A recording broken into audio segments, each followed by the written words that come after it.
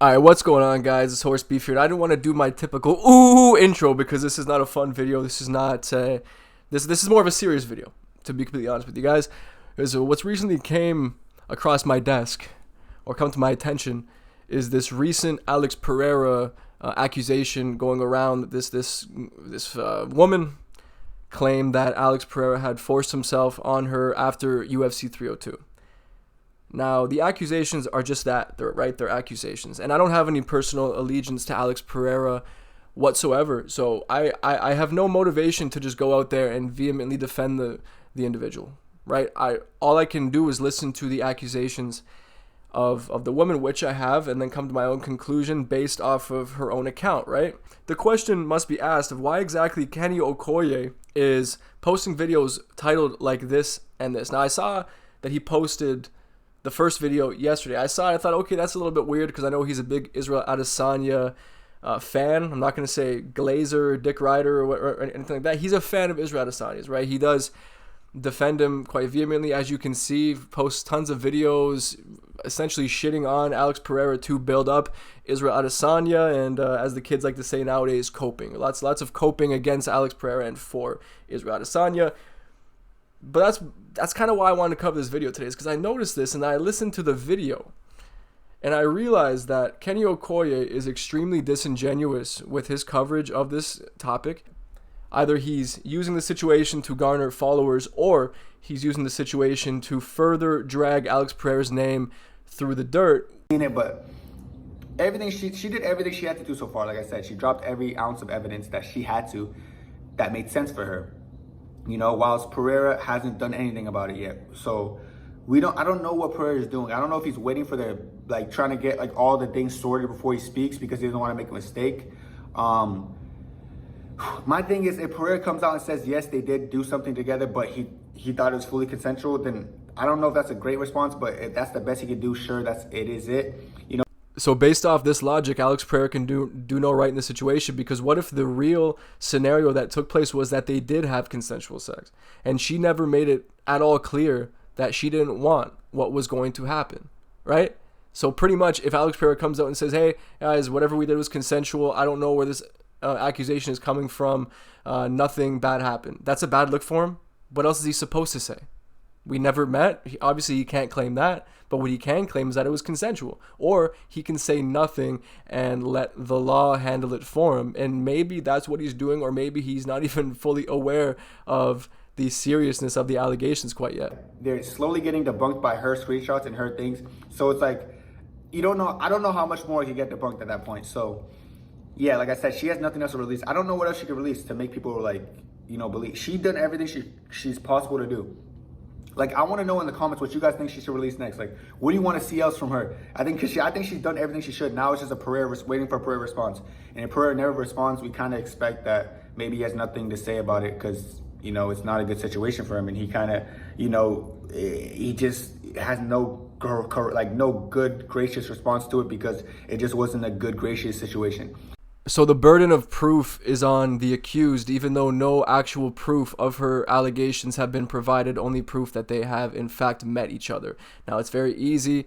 If that's the case, I can literally make claims about any single person I've ever met in my entire life that I've been in the same room with and say that they assaulted me because I have pictures that we were in the same room together at some point. Does that make any sense? This isn't proof. You calling this proof or evidence is not proof or evidence of anything, because the claim that she's making is that she was assaulted, and no proof has been levied at the fact that she has or has not been assaulted.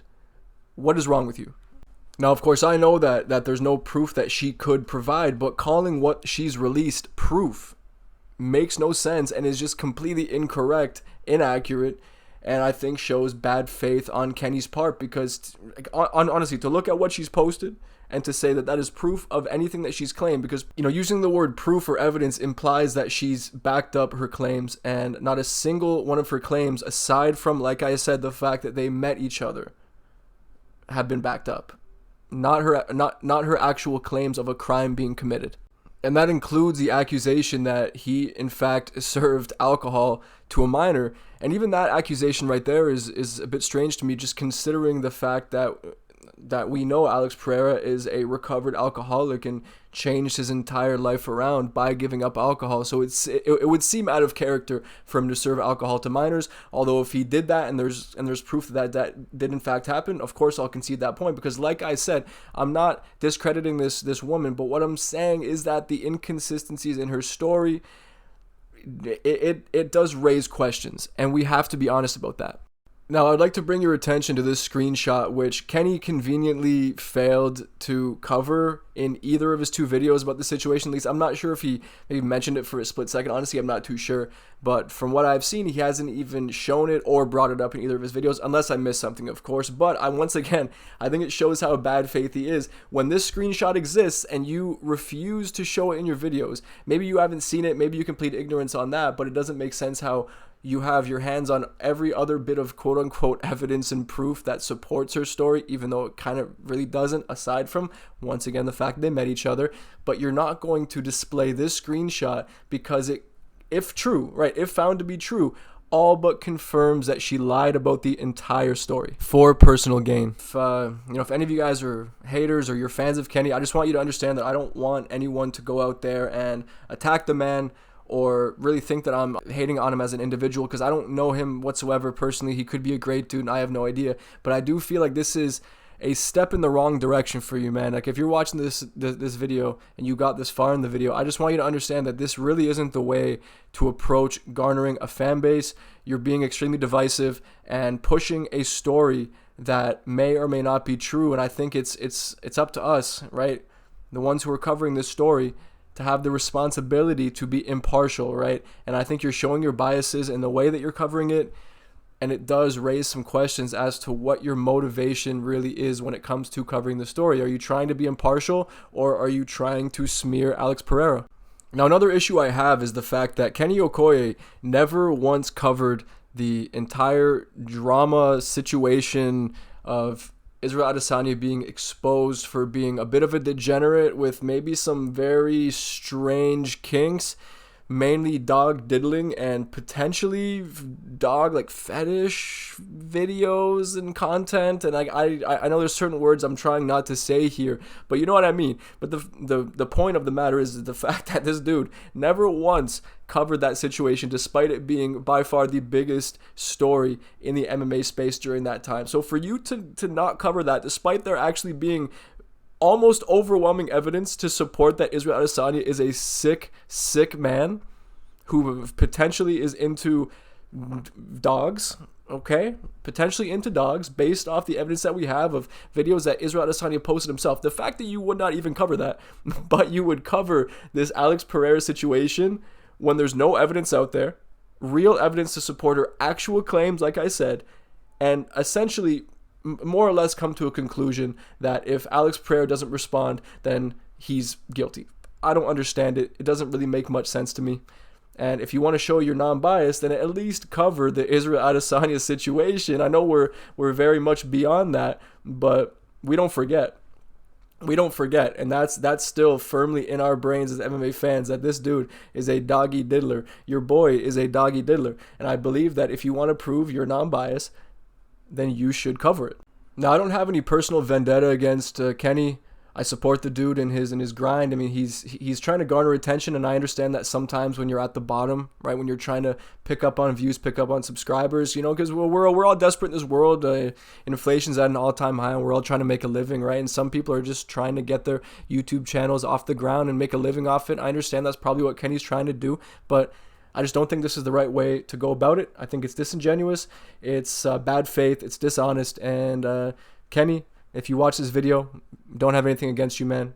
Keep up the grind, but in my personal opinion, you missed the mark on this, and I do think that you should correct it in one way or another. Maybe at least change the titles, dude. Like, yeah, you can believe what you want to believe, but at least change the titles, because the titles are a little bit inflammatory, and I'm not a huge fan of the way that you've covered it personally. But of course, everyone's entitled to their opinion.